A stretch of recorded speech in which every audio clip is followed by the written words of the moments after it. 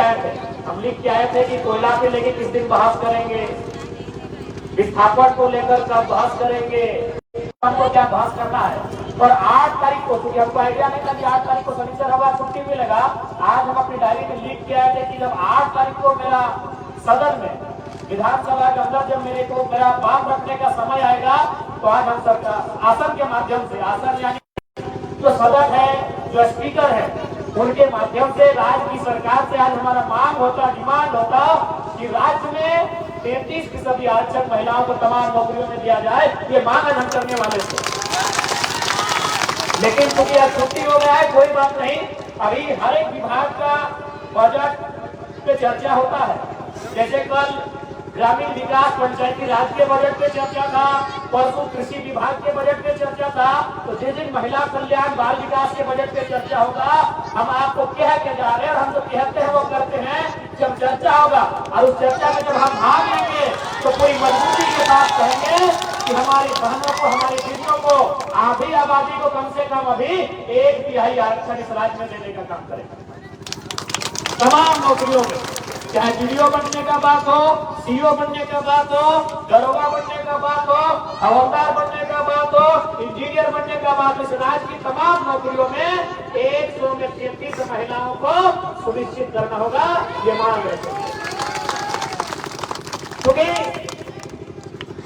ये समय, ये 21वीं सदी का समय है। निसंदेह ये समय महिला सशक्तिकरण का है, लेकिन हमें इस बात को नहीं भूलना होगा। जैसा जयमंती दीदी ने अपनी व्यथा को सुनाया, देवेंद्र दादा ने भी अपनी व्यथा को सुनाया कि हमने संघर्ष किया है, सरकारों ने प्रयास किया है, और आम जनमानस में भी एक चेतना जगी है कि समय बदला है। लेकिन इसके बाद भी हमें इस बात को मानना होगा कि आखिर ये जो समाज है, जो कई हजार सालों से जिसका अस्तित्व है, इसकी सोच कहीं ना कहीं पुरुष प्रधान रही है।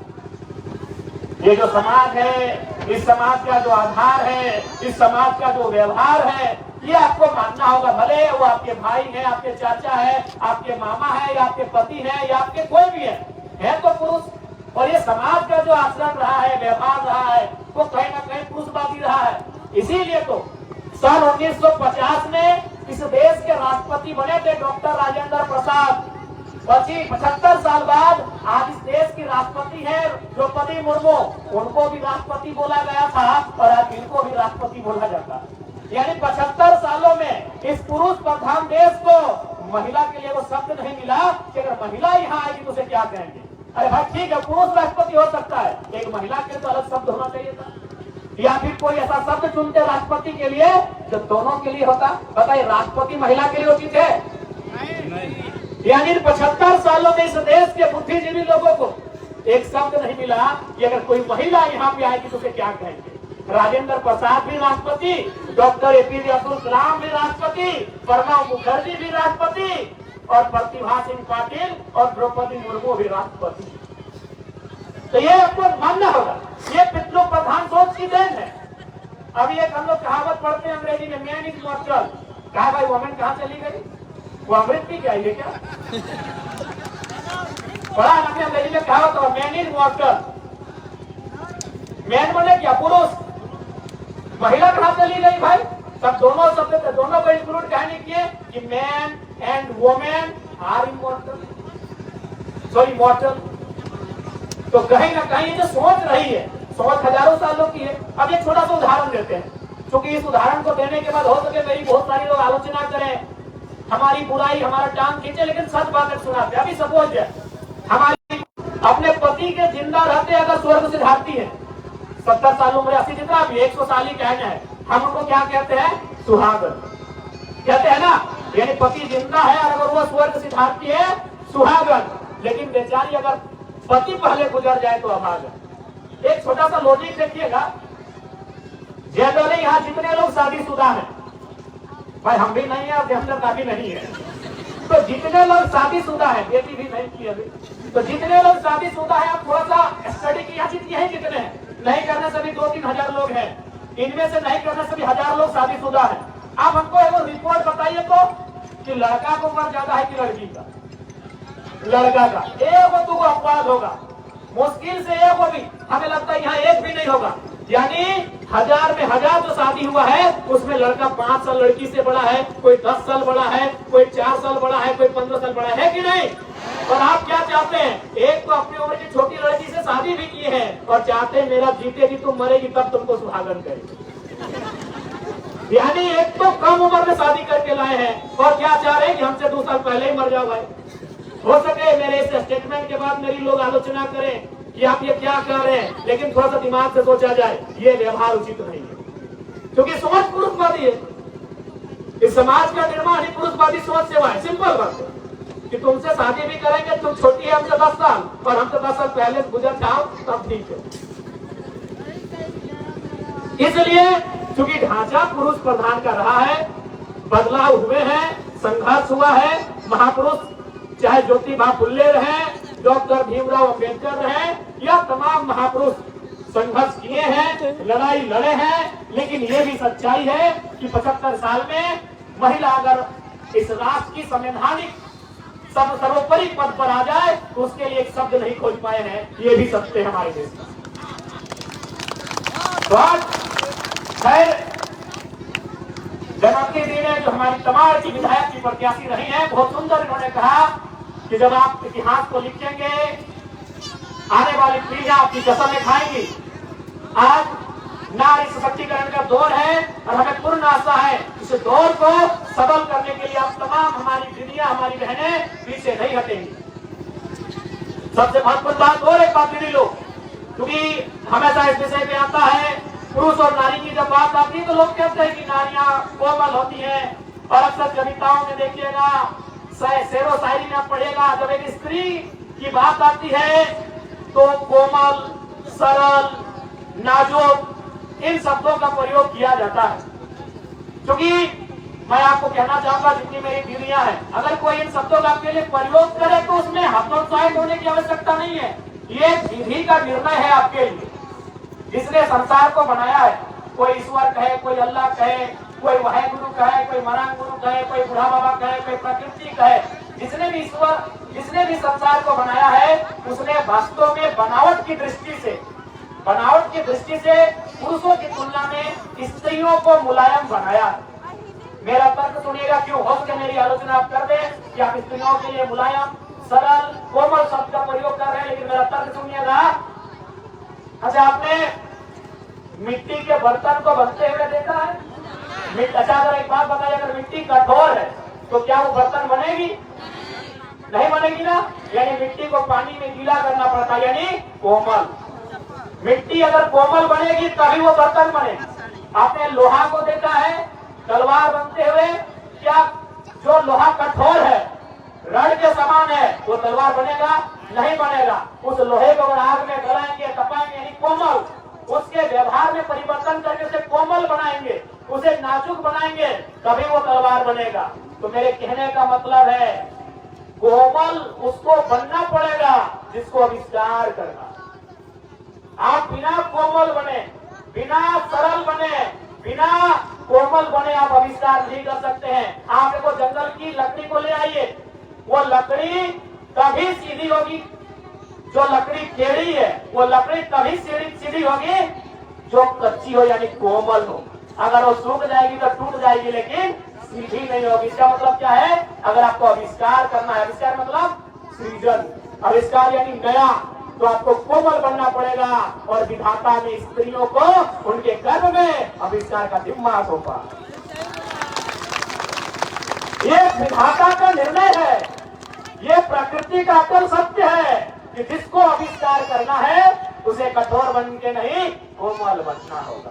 तो यदि आपको कोई कहे कोमल, तो भैया उसके पीछे कारण यही है कि आपके गर्भ में, आपकी कोख में, चाहे देवेंद्र महतो रहे, जयराम महतो रहे या धरती मुंडा रहे, उनका आविष्कार हुआ है। हमारा आविष्कार आपके गर्भ में हुआ है। तो अगर आप कोमल नहीं होती, आविष्कार हमारा नहीं हो पाता।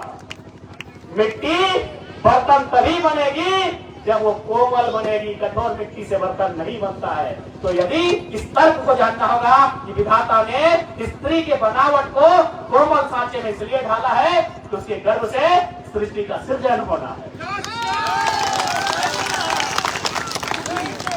और क्योंकि समय नहीं है, हमको भी फिर धनबाद जाना है, फिर सुबह रांची आ जाना है, बड़ी भागना है। कितना कहेंगे? स्त्री इस देश के महान साहित्यकार मुंशी प्रेमचंद, उन्होंने अपनी कालजयी पुस्तक गोदान में लिखा है कि एक इंसान को महान बनने के लिए 3 क्वालिटी होना चाहिए: त्याग, सहनशीलता और क्षमा। अगर एक इंसान में 3 क्वालिटी है, त्याग, सहनशीलता और क्षमा, तो इंसान महान है। लेकिन एक स्त्री जन्म से 3 क्वालिटियों के साथ आती है, वो जन्मजात महान है। पहला क्वालिटी त्याग। त्याग समझा है यार? त्याग मतलब पप्पा के घर छोड़ के ससुरा के घर आए, त्याग है ना। सबसे बड़ा त्याग तो यही हुआ, जब जन्म कहीं हुआ, फले फूले कहीं, खेले कूदे कहीं और दौड़ के चले आए कहीं। सबसे बड़ा त्याग ये त्याग नहीं कोई कर सकता, ये जन्मजात एक स्त्री करती है, इसीलिए वो महानता की श्रेणी में आती है। त्याग करते हैं ना। एक स्त्री विहीन होती है, विहीन बुझा? विहीन, अरे धान लगाने से पहले विहीन लगाते हैं।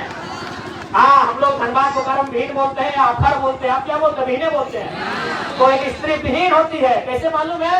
ना विहीन लगता है एक जगह, लेकिन उसको उठा के फिर लगाना पड़ता है पूरे खेत में। वही होती है स्त्री, लगती है कहीं और, जन्मते कहीं और कहीं जाके संवारती है, सजाती है कहीं और। दूसरा क्वालिटी है सहनशीलता। आप समझ रहे हैं? सहनशीलता मैंने सहना। आप यही एगो उदाहरण लीजिए। यही अगर कोई दो पति पत्नी आए हैं तो उनको सामने लाइए, जिनका छोटा छोटा बच्चा हो, दोनों की गोद में छोटा छोटा बच्चा दे दीजिए, और सौभाग्य ये हो कि एक ही उसी टाइम या तो वह शौचालय कर दे या तो पैखाना करे। आप उसका भाव देखिएगा, एक मर्द का भाव देखिएगा और एक महिला का भाव देखिएगा। महिला के भाव में अंतर नहीं होगा और मर्द पर गए इसको लेके जाओ। गलत बोल रहे हैं? सहनशीलता यानी धरती के बाद किसी में अगर सहने की क्षमता है, एक स्त्री में। छोटा तो ट्राई कर लीजिएगा, एक बच्चा पति को एक पत्नी को दीजिएगा और उसी समय वो 1 नंबर या 2 नंबर कर दे, उसके भाव से पता चल जाएगा। तो बोले तुरंत इसको दूर करो, कपड़ा बदलो, महिला कुछ नहीं बोलेगी। क्योंकि इस धरती बहुत कुछ सहती है। धरती भी एक माँ के रूप में है। धरती के बाद अगर दुनिया में कोई सहने जानती है, एक स्त्री जानती है।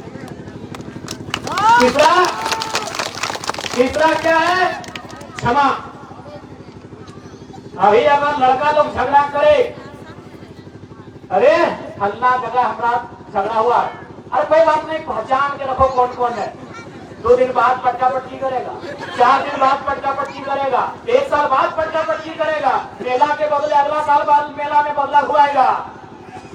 अब सोच के देखिए, अगर स्त्री का भी वही व्यवहार हो जाए तो देश में रोज नया महाभारत होगा। इसलिए स्त्री क्या करती है? जाओ माफ कर दिया, तुम हमको दुख दिया, तुम हमको सताया, तुम हमको धोखा दिया, तुम हमारे साथ क्या किया, जाओ अपना दिल को बड़ा किए, तुमको माफ कर दिया। एक जीवन काल में अपने बाल्य काल से युवा अवस्था से लेके इस संसार को त्यागने तक एक स्त्री जितना लोगों को माफ करती है, शायद ही कोई कर पाए। माफ यानी क्षमा करना।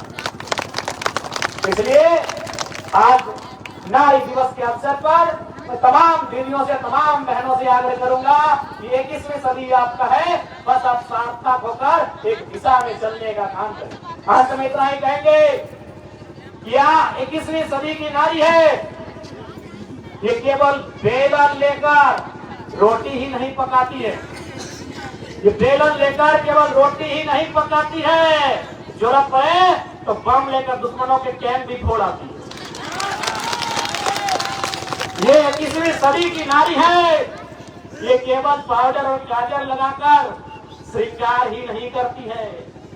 ये केवल पाउडर और काजल लगाकर श्रृंगार ही नहीं करती है, समय आने पर आंखों में अंगार भी बढ़ती है। ये 21वीं सदी की नारी, ये 21वीं सदी की नारी है। ये केवल पर्दे के पीछे से शर्माती नहीं है। ये 21वीं सदी की नारी है, घूंघट की आड़ में केवल शर्माती नहीं है, अगर हक की बात आए, अधिकार की बात आए तो सामने से शेरनी की तरह घुर्राती भी है। ये 21वीं सदी की बात है। तो आज जितना भी दीदी मन बहन मन आइले हा, आंकले हा, जुटले हा, तो इनके एगो बतिया साफ साफ बोले चाहिए कि भाई मन के जब तोहनी के जरूरत पड़ता है, सड़क में पड़ता है तो सड़क में तोहनी साथ ही है, सदन में पड़ता है तो सदन में तोहनी साथ ही है। इसलिए आज एक भाई होने के नाते हम इनके जहां तोहनी के जरूरत पड़ता है तोहनी के साथ खड़ा रहो। हाँ, थोड़ा सा आवे में लेट है सकल है, क्योंकि हमारे घर है धनबाद, तो आवे में थोड़ी मनी लेट है सकल है, लेकिन अगर तोहनी के संदेश हमारे तक पहुंचला है कि तोहनी कोई दुख दुखवास में हा, तो निश्चय ही तोहनी बीच हम उपस्थित रहो। बाकी ज्यादा समय ना बोलत है, बहुत दूर जाए घर भी जाना है, लगभग 3 साढ़े 3 घंटा का रास्ता है, फिर बिहाने घूर आना है। तो सेले आज फिर से अंतर्राष्ट्रीय महिला दिवस के बहुत बहुत शुभकामना। और जिस दिन महिला विकास, बाल कल्याण, सामाजिक कल्याण के बजट पे चर्चा परिचर्चा करता है, उस दिन महिला के आरक्षण के लेके बात के मजबूती के साथ विधानसभा के अंदर उठेबो, बात तोहनी के बोले चाहिए, तोहनी के बोल के जाए जानियो। जोहार झारखंड, जय झारखंड। तमाम बोल जोहार। जितना भी नारी शक्ति था 21वीं सदी नारी शक्ति के समय के जोहार करता है। महिला अंतर्राष्ट्रीय दिवस के असंख्य अनंत शुभकामनाएं, कोटि कोटि शुभकामनाएं। जय झारखंड, जोहार।